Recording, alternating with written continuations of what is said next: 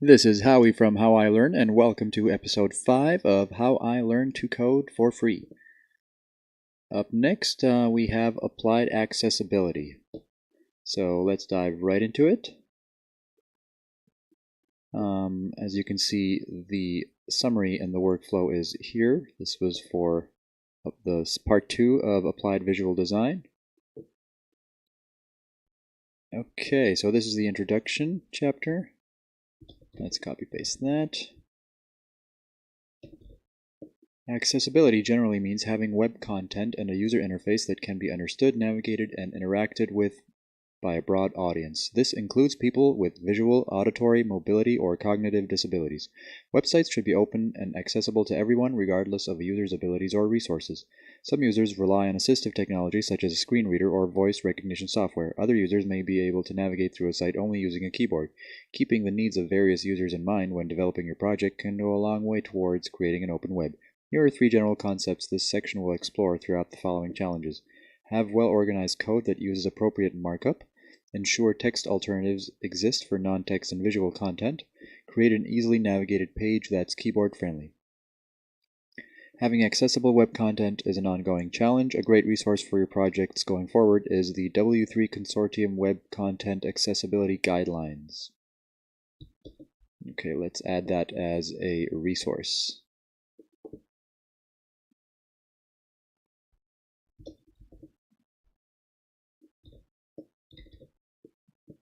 They set the international standard for accessibility and provide a number of criteria you can use to check their work. Nice. Let's go to the first lesson. Copy paste this.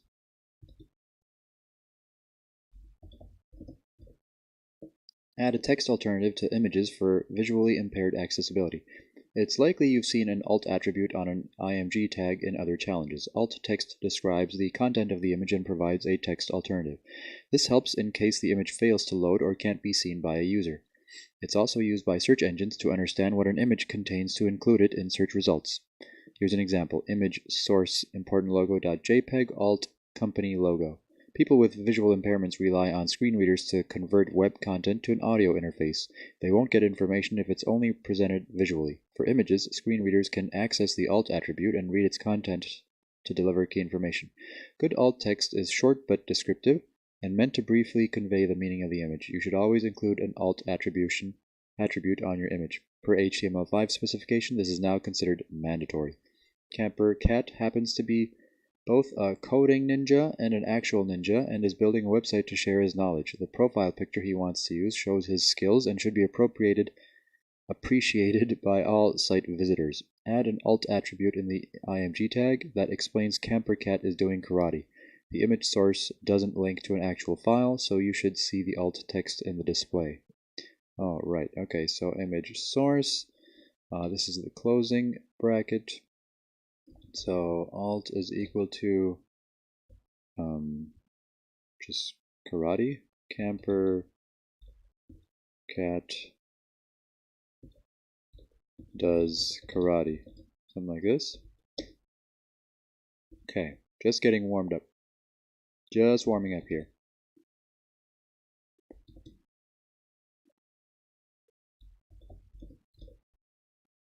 Know when alt text should be left blank. In the last challenge, you learned that including an alt attribute on image tags is mandatory. However, sometimes images are grouped with a caption already describing them, or are used for decoration only. In these cases, alt text may seem redundant or unnecessary.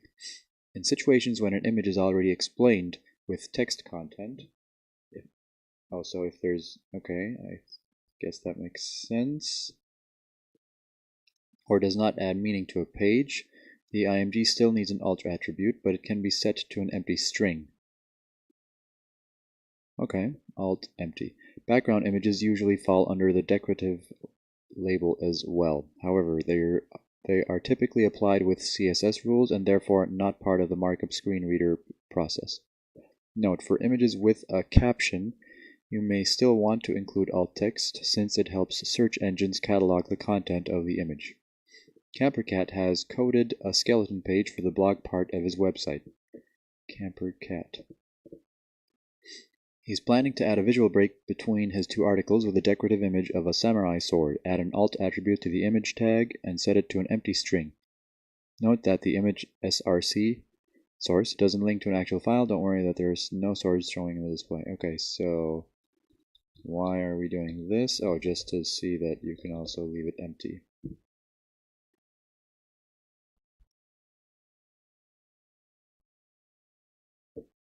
Okay, so samurai sword. That's it, I guess? Yep. Use headings to show hierarchical relationships of content.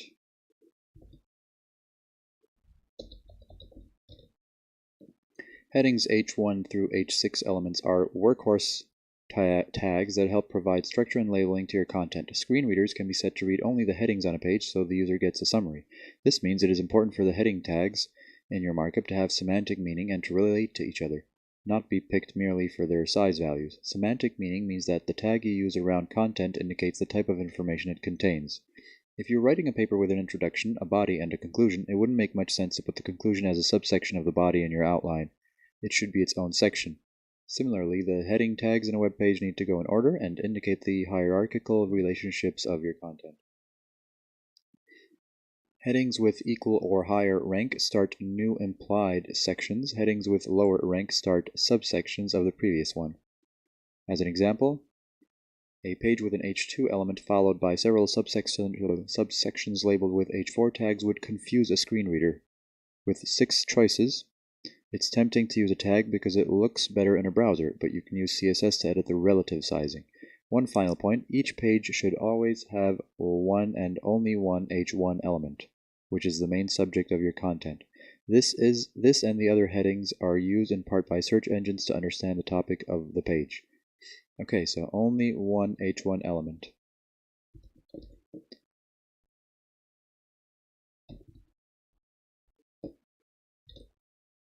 Campercat wants a page on his site dedicated to becoming a ninja. Help him fix the headings so his markup gives semantic meaning to the content and shows the proper parent-child relationships of his sections. Change all the H5 tags to the proper heading level to indicate their subsections of the H2 ones. So I guess these should be H3. Learn the art of moving stealthily, how to hide in plain sight, how to climb a wall. Learn the art of battle, how to strengthen your body, how to fight like a ninja. Learn the art of living with honor, how to breathe properly, how to simplify your life. So basically, replace all H5s with H3. Okay. Jump straight to the content using the main element.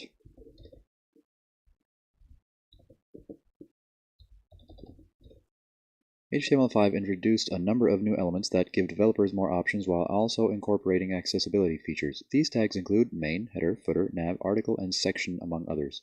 Okay, I'm pretty sure we had main, header, footer, nav. Not sure about article and section. Let's see. Footer. Header, footer, nav, video, article, section. Okay, apparently we did.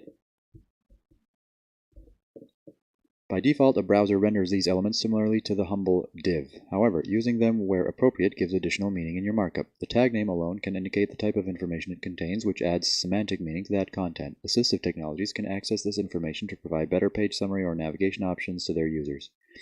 The main element is used to wrap, you guessed it, the main content, and there should be only one per page. It's meant to surround the information that's related to the central topic of your page. It's not meant to include items that repeat across pages like navigation, links, or banners. Okay, that's pretty obvious, I guess, but I'll just put it in there in my summary. The main tag also has an embedded landmark feature that assistive technology can use to quickly navigate to the main content. If you've ever seen a jump to main content link at the top of a page, using a main tag automatically gives assistive devices that functionality. Oh, okay, gotcha. Campercat has some big ideas for his Ninja Weapons page. Help him set up his markup by adding an opening and closing main tags between the header and footer. Keep the main tags empty for now. So just main. That's it. Okay.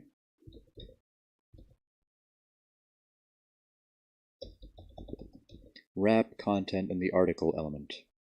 Article is another one of the HTML5 elements that adds semantic meaning to your markup. Article is a sectioning element and is used to wrap independent, self-contained content. The tag works well with blog entries, forum posts, or news articles.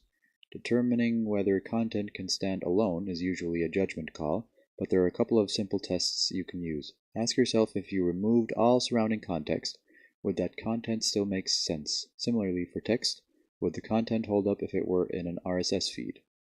Remember that folks using assistive technologies rely on organized, semantically meaningful markup to better understand your work. Note about section and div. The section element is also new with HTML5 and has a slightly different semantic meaning than article. An article is for standalone content, and a section is for grouping thematically related content. They can be used within each other as needed. For example, if a book is the article, then each chapter is a section. When there is no relationship between groups of content, then use a div. Div groups content, section groups related content, article groups independent, self-contained content. Campercat used article tags to wrap the posts on his blog page, but he forgot to use them around the top one. Change the div tag to use an article tag instead.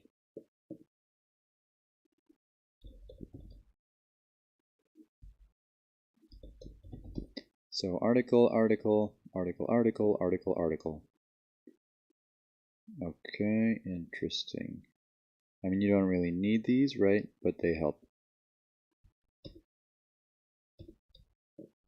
Make screen reader navigation easier with the header landmark.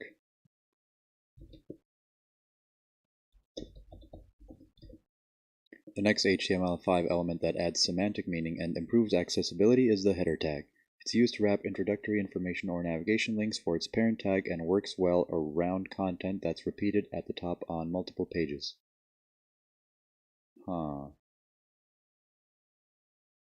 Navigation links can be in the header tag. Okay. Header shares the embedded landmark feature you saw with main, allowing assistive technologies to quickly navigate to the content. Header is meant for use in the body tag of your HTML document. This is different than the head element, which contains the page's title, meta information, etc. Okay. So let's see. Head. Where did we have head? Here. So that's the first time that head was ever mentioned. Oh, right, no, with the thing. Okay, head tag. You can add head and body elements. Okay, head includes the metadata elements. Okay. Let's go back to the bottom. Page's title, meta information, etc. Campercat is writing some great articles about ninja training and wants to add a page for them to his site. Change the top div that currently contains the h1 to a header tag instead. So this is the header. It's good for menus, navigation links. Well, not menus, navigation links, introductory information, and information that's repeated at the top on multiple pages. Okay, header. That's it. Make screen reader navigation easier with the nav landmark.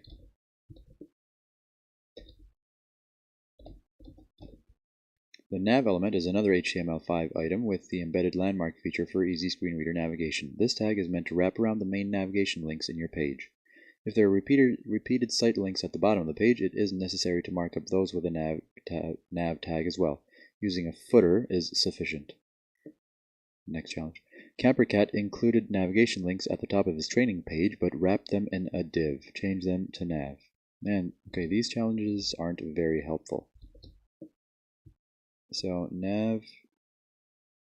Okay, so this is the navigation part. That makes sense. Nav makes sense.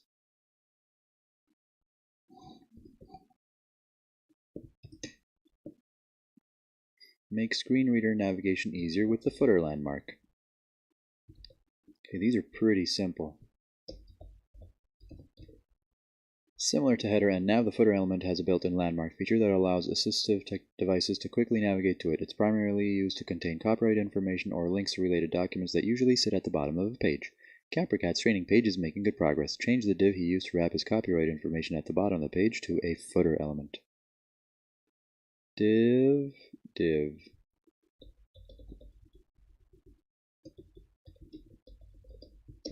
That's it.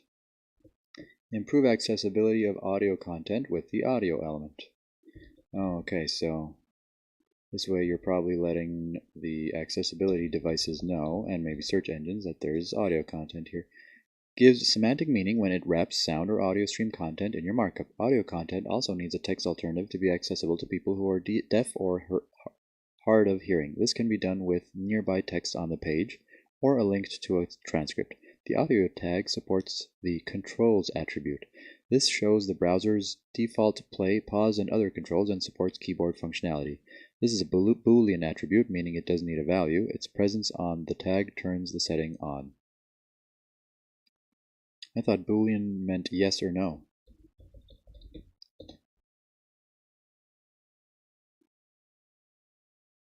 Right. Boolean.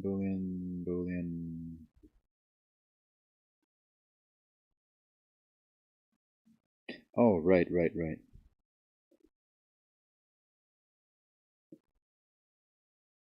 Yeah, Boolean data type, true or false, exactly. Okay. Guess it doesn't only have to be that, or there are different meanings. Here's an example. Audio ID meow clip controls source audio. Okay, so creating an audio, like a class or element, I guess, yeah. And then controls, so this way it's enabled. Multimedia content usually has both visual and auditory components. It needs synchronized captions and a transcript so users with visual and or auditory impairments can access it. Generally, a web developer is not responsible for creating captions or a transcript, but needs to know to include them. Time to take a break from CamperCat and meet fellow camper Xerciax, a champion of accessibility and a screen reader user. To hear a clip of his screen reader in action, add an audio element after the P. Include the controls attribute. Then, so let's do that first. After the P, where is his P? There is no, oh, there it is. So add an audio, right? ID, does it say anything about the ID? No, so let's call it audio. Include the controls attribute. Then place a source tag inside the audio tags. Why audio tags? Okay, because it's closing, opening and closing, I guess. I guess that's what they mean. So source src is equal to this one, that's the source, and type is equal to audio MPEG. And then do I need to close it? Oh, interesting. So I need to close it like this.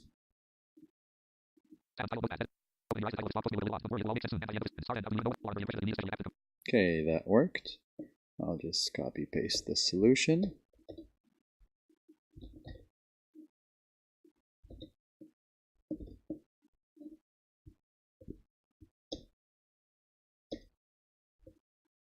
Improve chart accessibility with the figure element.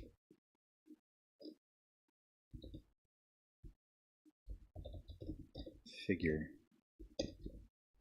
HTML5 introduced the figure element along with the related fig caption. Used together, these items wrap a visual representation like an image diagram or chart along with its caption.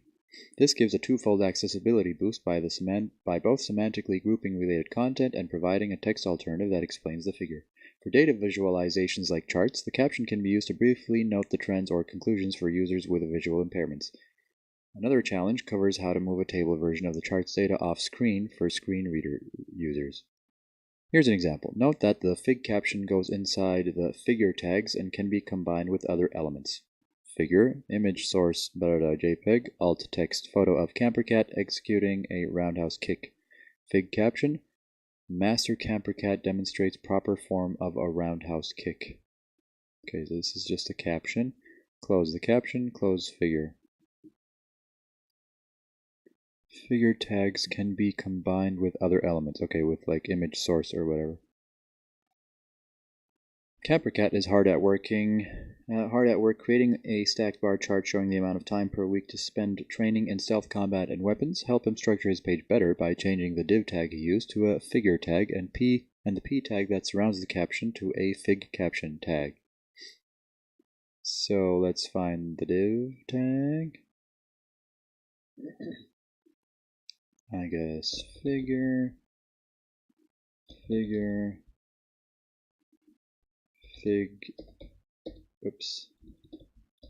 caption, fig caption.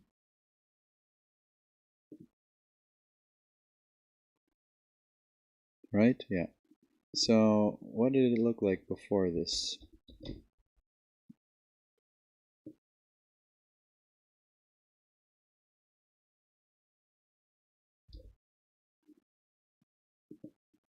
Not a huge difference here, but again, this is mainly for readers and stuff.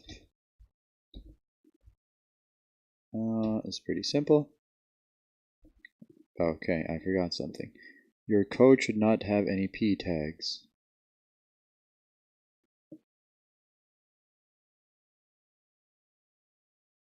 Oh, okay, that's why. Or maybe that's why. That still doesn't look different. But that was correcto.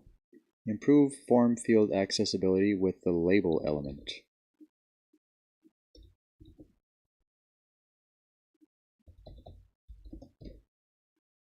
Improving accessibility with the semantic HTML markup applies to using both appropriate tag names as well as attributes.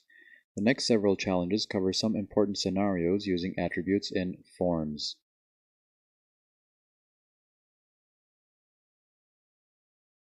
Attributes in forms. The label tag wraps the text for a specific form control item, usually the name or label for a choice. This ties meaning to the item and makes the form more readable. The for attribute on a label tag explicitly associates that label with the form control and is used by screen readers.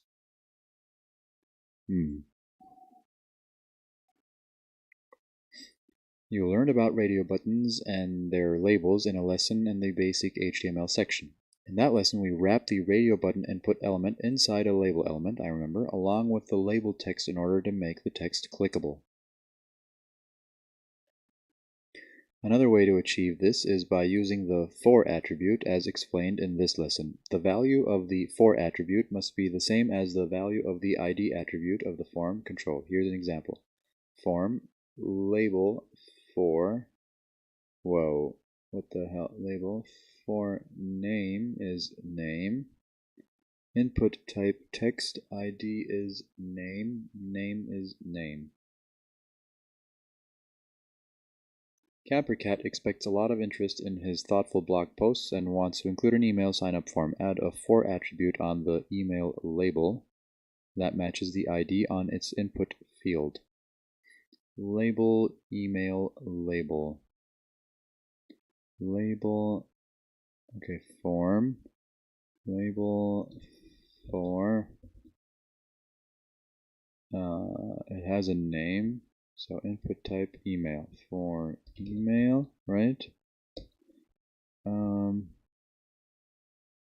Email, that looks right.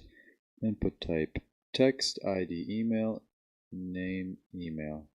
So that's it. Oh, I didn't put the is equal to.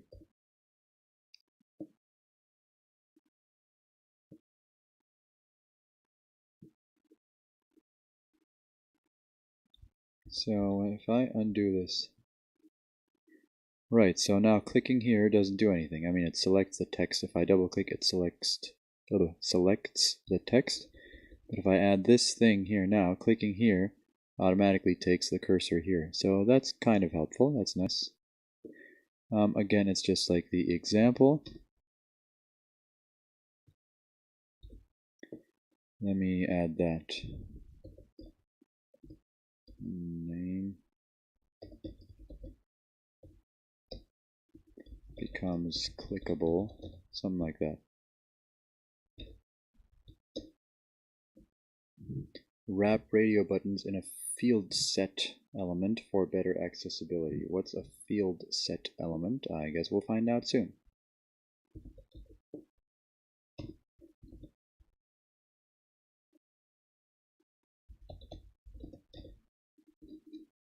The next form topic covers accessibility of radio buttons. Each choice is given a label with a for attribute, tying to the ID of the corresponding item as covered in the last challenge. Since radio buttons often come in a group where the user must choose one, there is a way to semantically show the choices are part of a set. The field set tag surrounds the entire grouping of a radio button to achieve this. It often uses a legend tag to provide a description for the grouping, which is read by screen readers for each choice in the field set element. The field set wrapper and legend tag are not necessary, but when choices are self-explanatory, like a gender selection. Using a label with the for attribute for each radio button is sufficient. Here's an example. Field set legend, choose one of the three items, legend. Legend tag to provide a description of the grouping. Okay, but this is seen, right? Input ID 1, type radio, items value 1, 2, same name, same type, 2, 3, label for 3, choice 3. Okay, I don't get this part, choice 3.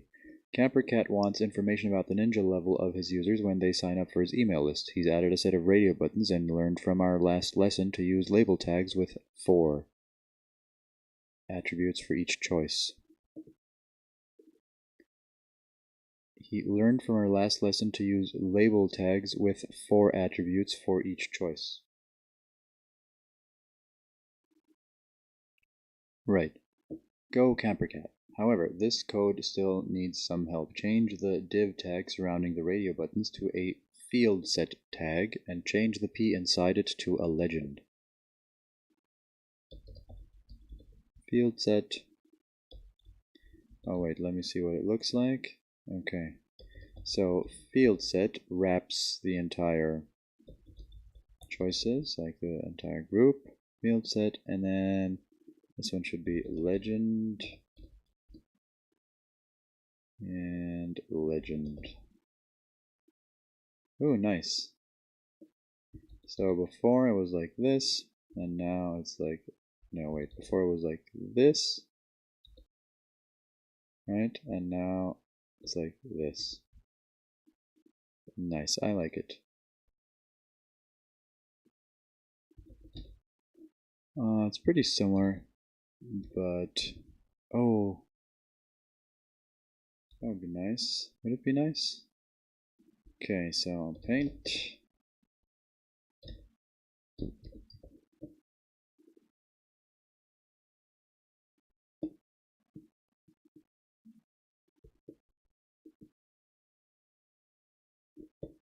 Crop. And then I'll just open another paint and undo and copy paste.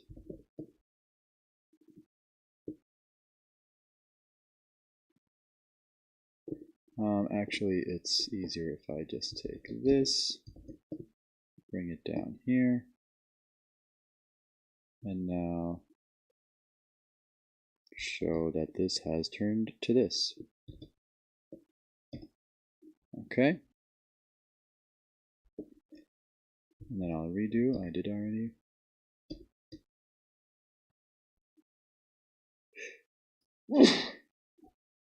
Sorry about that. Add an accessible date picker.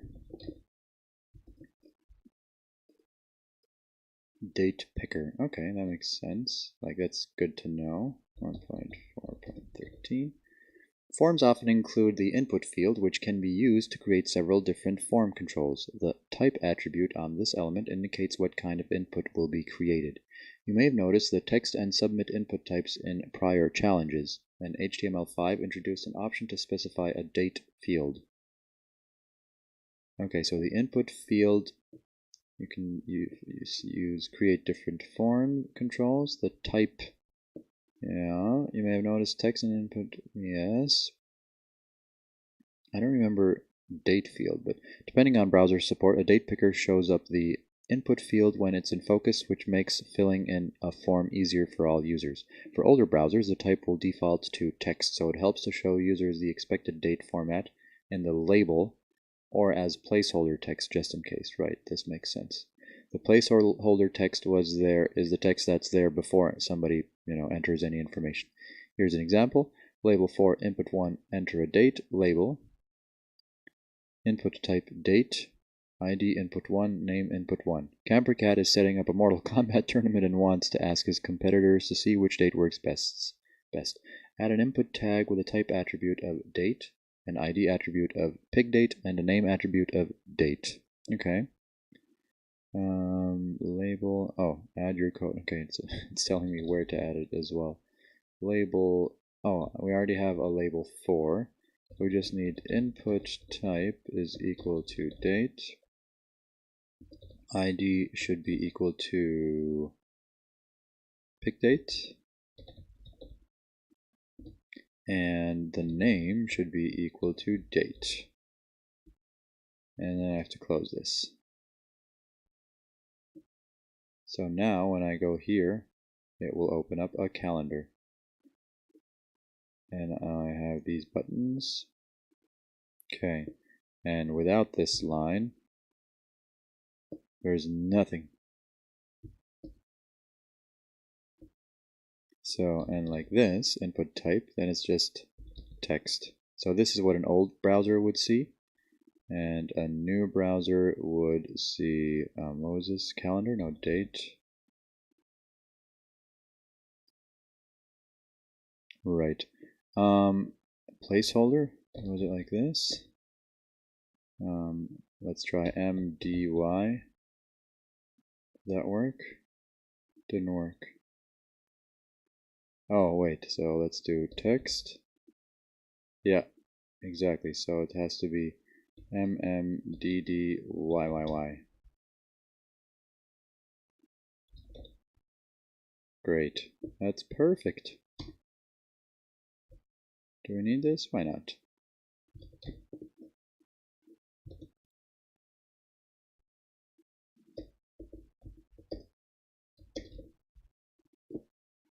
Next. Standardize times with the HTML5 datetime attribute.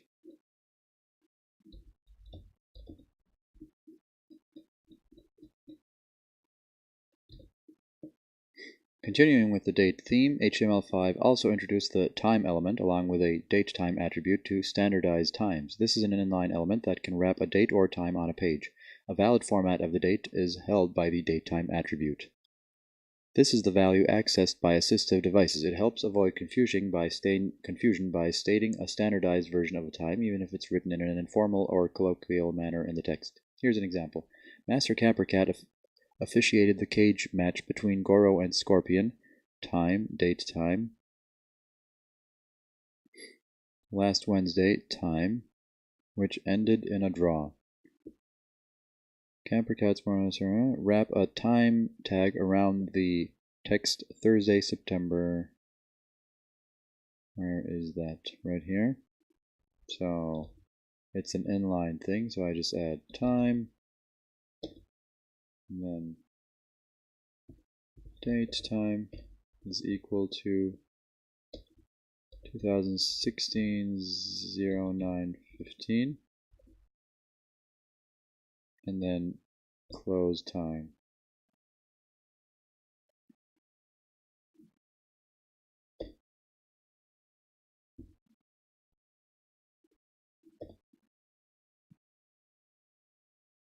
So what did this do?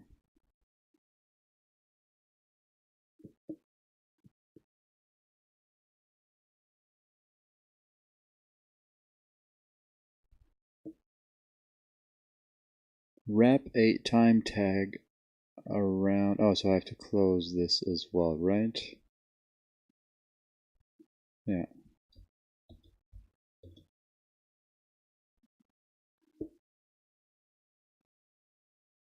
So I don't know what this did. Let's undo, undo, undo, undo. So Thursday is Thursday, September 15th. Oh, I somehow destroyed Thursday. Okay, I'm not sure what this did. Is everything the way it should be? No. Your time tags should wrap around the text Thursday. Okay, I just have to start from scratch. Okay, it should be here. So time, date, time is equal to 2016 09/15.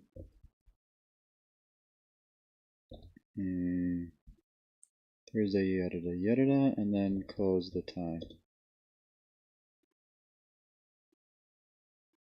Okay, this looks right, but I still don't understand what it did. Oh.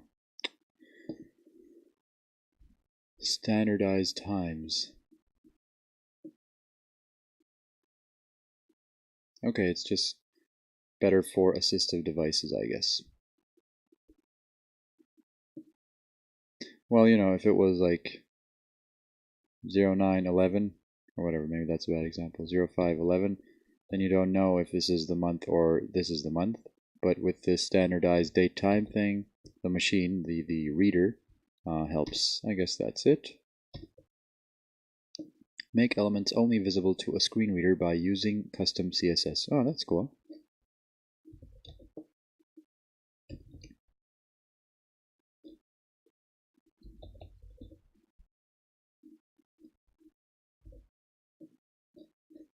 Have you noticed that all of the applied accessibility challenges so far haven't used any CSS? This is to show the importance of a logical document outline and using semantically meaningful tags around your content before introducing the visual design aspect.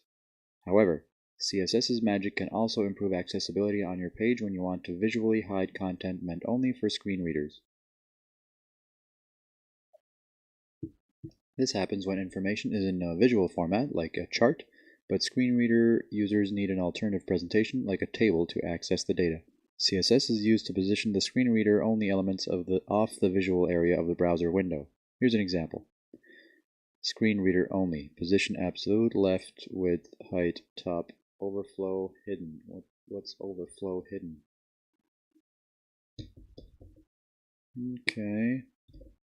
Is the word overflow? No one ever explained overflow.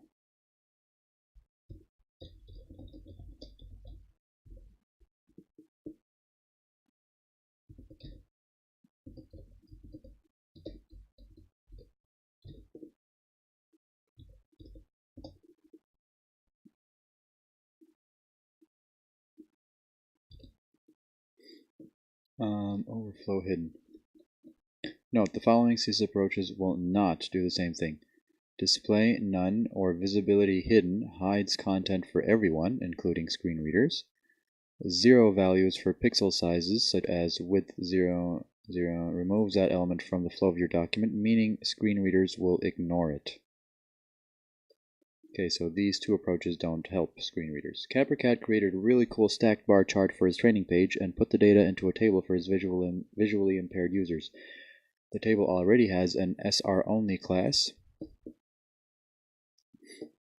but the CSS rules aren't filled in yet. Give the position, so SR rule only, give the position minus 10,000. Oh, I didn't notice that. Minus 10,000 pixels. Wonder why.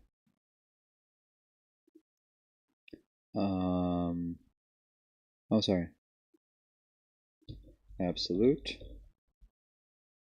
Whoa.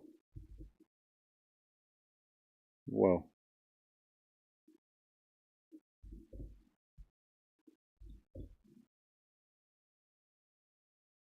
Right, so now it's just far, far away. and it's SR only. Interesting. So does that mean for SR only we have to do this? And then if you have a screen reader, you will... Oh, the screen reader will read it. The table, okay. Let's see again what it looked like before that. There's this table. Stealth, right? And then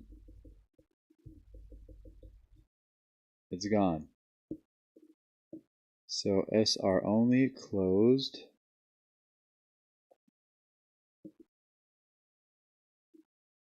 Here it is, SR only. Class is equal to SR only.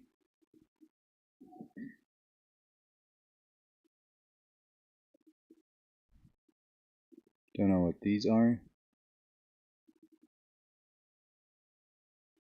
T head, T body, TD, TR, table, I guess. Breakdown per week. Where's this breakdown per week? Right, fig caption. So section master camper, figure stack bar chart of weekly training. Stack bar chart, breakdown per week, table class SR only. So why does this section go away? And this section?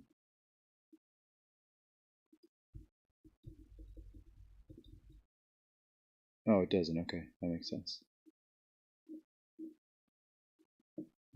Let's quickly check if those things are what I think they are. TDTR.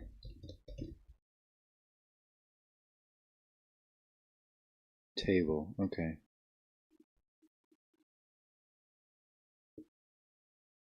Table head, table body, table foot. What are these? TH, TR, TD.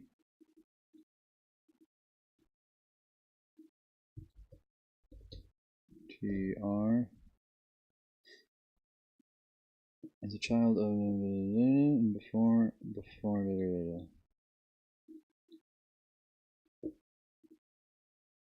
A simple HTML table containing 2 columns and 2 rows.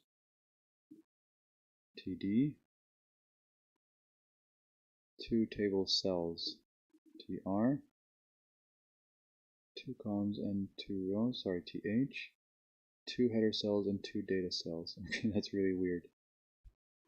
Okay, just a very simple table. A very simple way to make a table.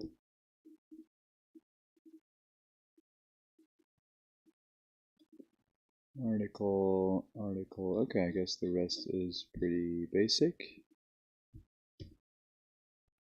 Yeah. Improve readability with high contrast text.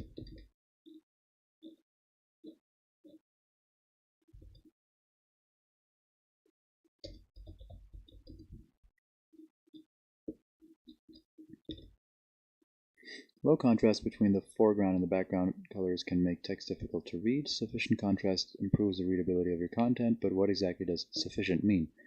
WCGA recommend at least 4 to 5 to 1 contrast ratio for normal text.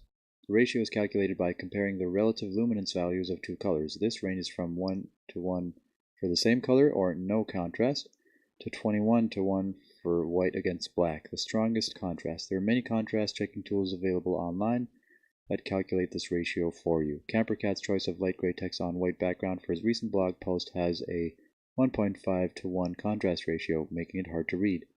Change the color of the text from the current gray to a darker gray to improve the contrast ratio to 6 to 1. Okay, so this is 1.5 to 1. Really is pretty bad. Change the color of the text.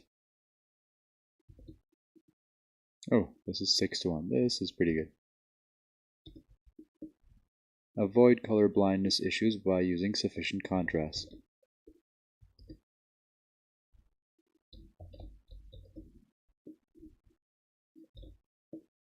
Color is a large part of visual design, but its use introduces 2 accessibility issues. First, color alone should not be used as the only way to convey important information, because screen reader users won't see it. Second, foreground and background colors need sufficient contrast so colorblind users can distinguish them.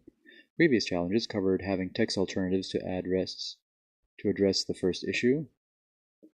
Right, the last challenge introduced contrast checking tools. I recommended 4.5 to 1. Colorblind users have trouble distinguishing some colors from others, usually in hue, but sometimes lightness as well. You may recall the contrast ratio is calculated using the relative luminance values of the foreground and background colors. In practice, 4.5 to 1 can be reached by darkening the darker color and lightening the lighter one with the aid of a color contrast checker. Darker colors on the color wheel are considered to be blues, violets, magentas, and reds, blah blah blah. CamperCat is experimenting with it, but its current combination of greenish color with maroon text has a 2.5 to 1 contrast ratio. You can easily adjust the lightness of the colors since he declared them using the CSS HSL property, the hue saturation lightness, right? Yeah. Now, by changing the third argument, increase the background color lightness from 35 to 55. Nice. And decrease the lightness of this one from 20 to 15. Nice. Now it's 5.9 to 1. Great. Avoid color blindness issues by carefully choosing colors that convey information.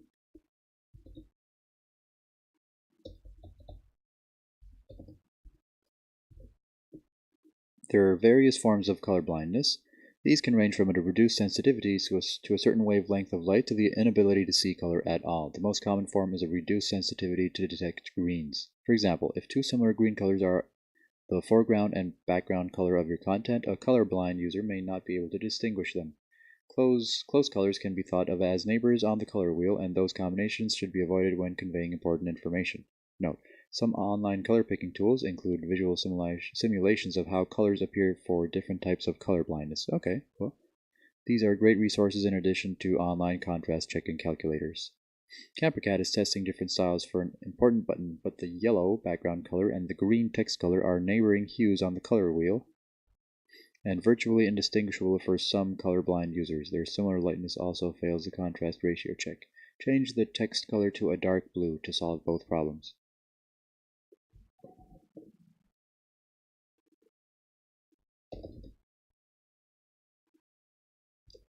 That's it.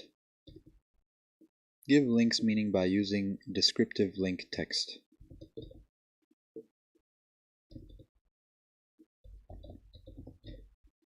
Screen reader users have different options for what type of content their device reads. This includes skipping to or over landmark elements, jumping to the main content, or getting a page summary from the headings. Another option is to only hear the links available on a page. Screen readers do this by reading the link text or what's between the anchor tags. Having a list of click here and read more links isn't helpful. Instead, you should use brief but descriptive text within the A tags to provide more meaning for the users. The link text that CamperCat is using is not very descriptive without surrounding context. Move the anchor A tags so they wrap around the text information about barriers instead of click here. Move the anchor A tags.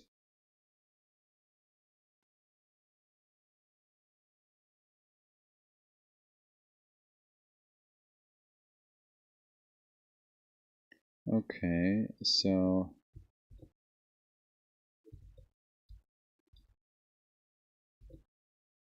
like this.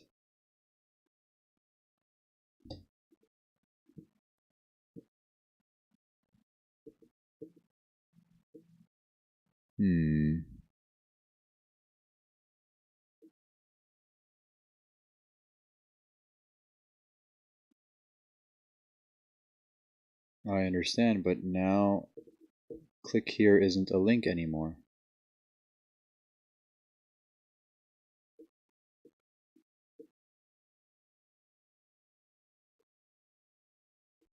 It does have a closing tag.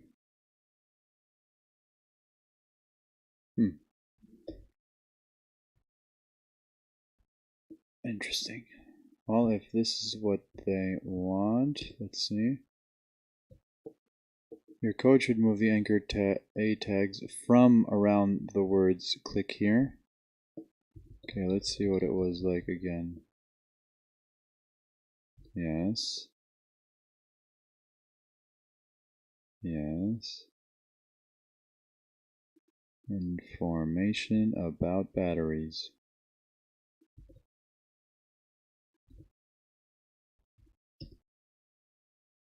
Oh, okay, I don't know what I did wrong. Okay, but I don't understand why this is, like, why this makes sense. So this is what it was like. This is a question, actually. So this way, it's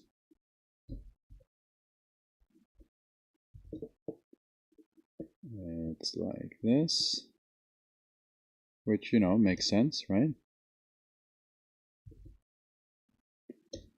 And then if you do what FreeCodeCamp wants you to do,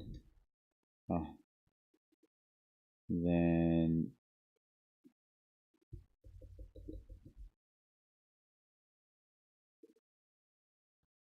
what happened here? I didn't do that. For information about batteries. But if you do this, then this happens.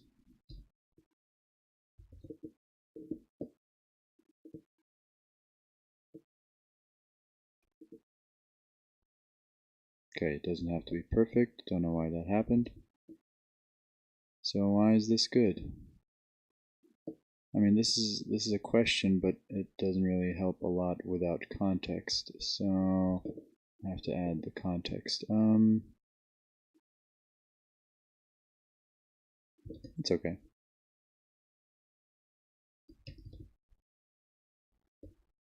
But does this? So question 10. And this is question 10 context.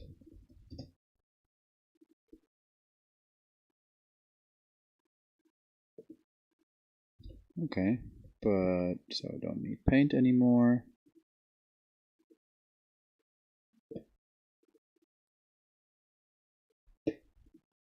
Don't really understand why this makes sense, but okay. Make links navigatable with HTML access keys. Make links navigatable.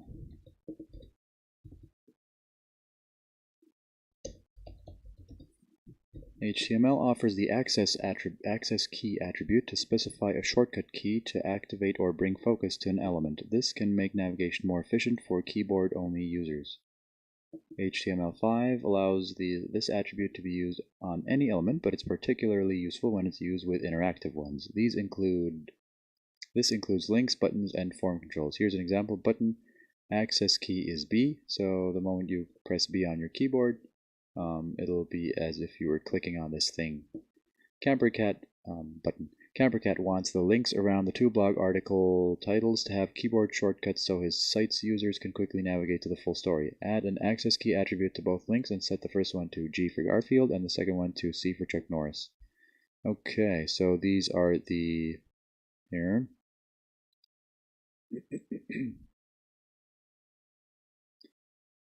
I guess I can just, so they should be for the titles. H2. Does it matter where I add it? Let's see. Button access key is equal to G for Garfield. Oh, okay. So this this text should be the button, I guess. So G, right, and then I have to close the button like this. I think that's right. And then href button access key is equal to C, close, and then close / button.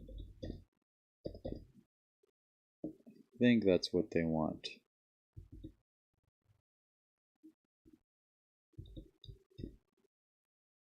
No. Your code should add an, oh wait, this one, yes, to the tag with the ID of first.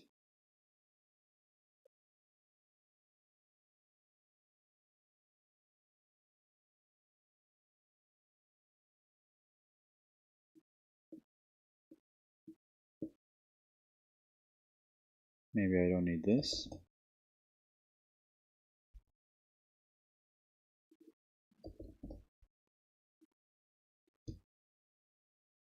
No. This looks wrong. What?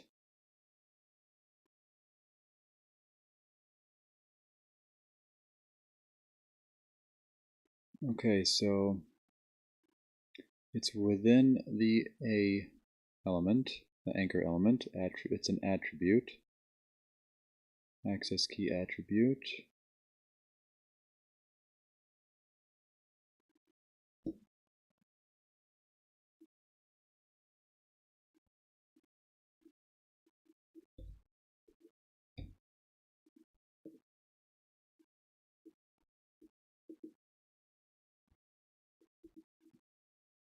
Case matters. Okay, so, well, at least I know how, and I got it right.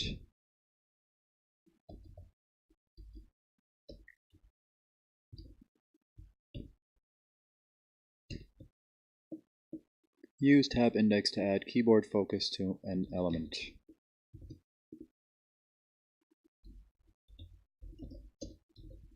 The HTML tab index attribute has three distinct functions relating to an element's keyboard focus. When it's on a tag, it indicates that element can be focused on. The value, an integer that's positive, negative, or 0, determines the behavior. Okay. Certain elements such as links and form controls automatically receive keyboard focus when a user tabs through a page.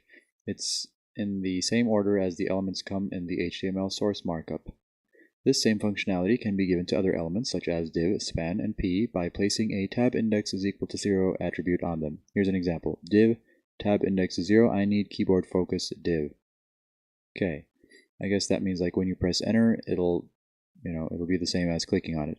Note, a negative tab index value indicates that an element is focusable but it is not reachable by the keyboard. This method is generally used to bring focus to content programmatically, like when a div is used for a pop-up window is activated and is beyond the scope of these challenges. Okay.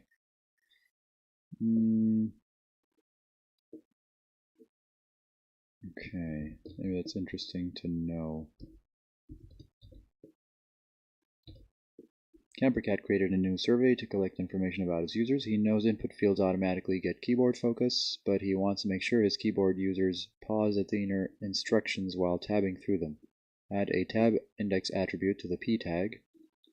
Where is the p tag? P.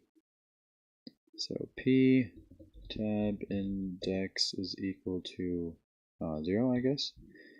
Add a tab index to the p and set its value to 0. Bonus, using tab index also enables the CSS pseudo class focus to work on the p tag.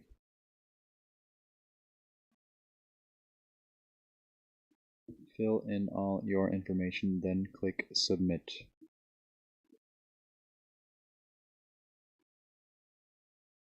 Wonder why this is yellow.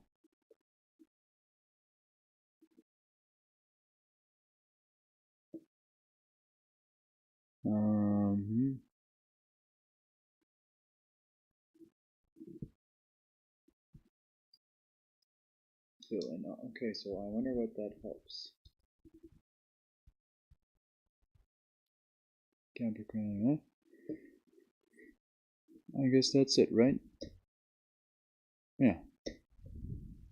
Use tab index to specify the order of keyboard focus for several elements.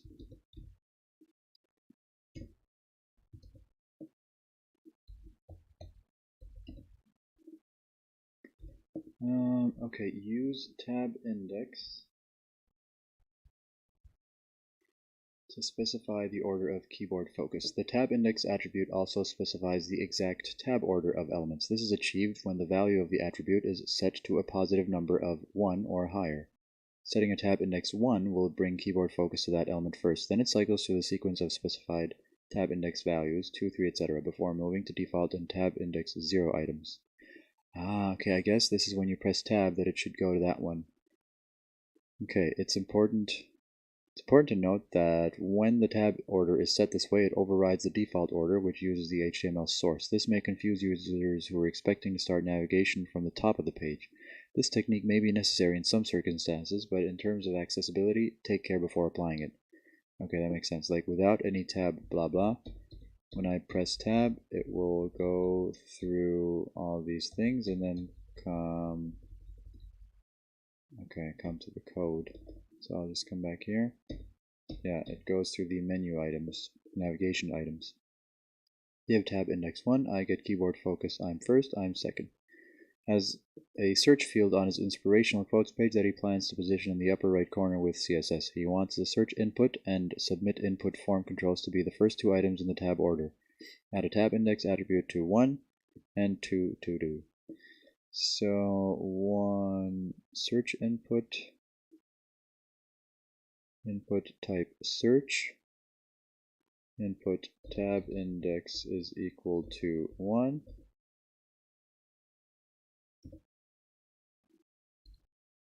and tab index is equal to 2. Does that work? Didn't work. I don't think the order is important.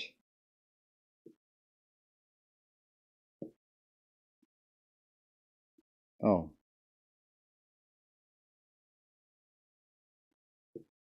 Add a tab index attribute set to 1 to the search input.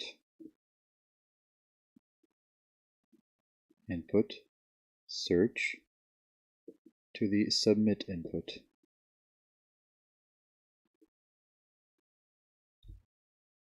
I guess this is what they want, but it doesn't work.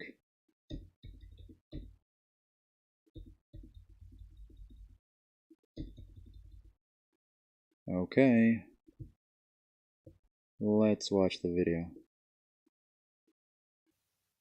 Tab index attribute can be used to specify the exact tab order of elements. It's going to start with 1, then 2, then 3, and then after it goes through all the numbered elements starting with 1, it will move to the default, and then the tab index equals 0 items. So first it goes to 1. Whatever one's set to 1 is what it's going to go to first. In this example, we know that we're going to move this search bar to the top corner with CSS. So we want this to be selected first when you press tab. Currently, if you press tab, it's going to select this home link first because it goes in order and selects the links first. But we want this search box to be selected first and the submit button to be selected second. So that's what we're going to do. We're going to solve this challenge right now by setting tab index on these items. So we're going to set a tab index on the search box to be 1, Right. and then we'll set the tab index To on 2. the submit button To 2. to be 2. Right. That's what I thought. Open on show browser, open in browser. What is this? Oh, interesting. Tab index attribute can be used to specify the exact tab order of elements. It's going to start with 1, search second. So that's what we're going to do. We're going to wow, this is pretty interesting. Scrimba. This is weird. It's like a video. Can I edit code? Oh, wow. Whoa, this is pretty cool.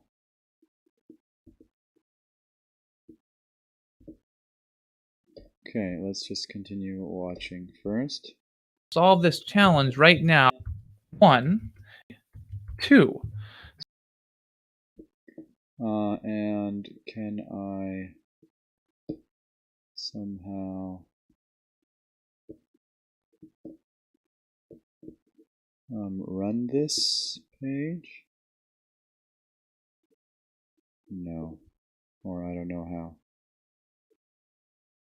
Well, let's try this. So that's weird. It's like a website that functions, but it's a video and I can drag it. Wow. Let's just do it here. Tab index is equal to 1. Tab index is equal to 2. So now it still doesn't work. Okay, I don't get it. I like this website though. What does it do?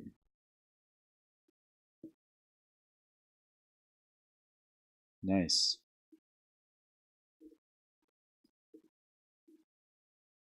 Really cool.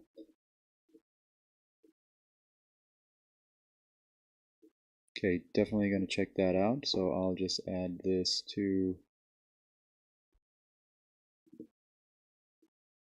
my sources, new sources.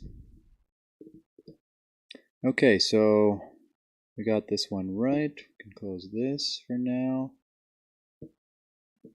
Maybe it has to, I don't know why this isn't working. So let's ask that question. I'll just get the link. Question 11 doesn't work.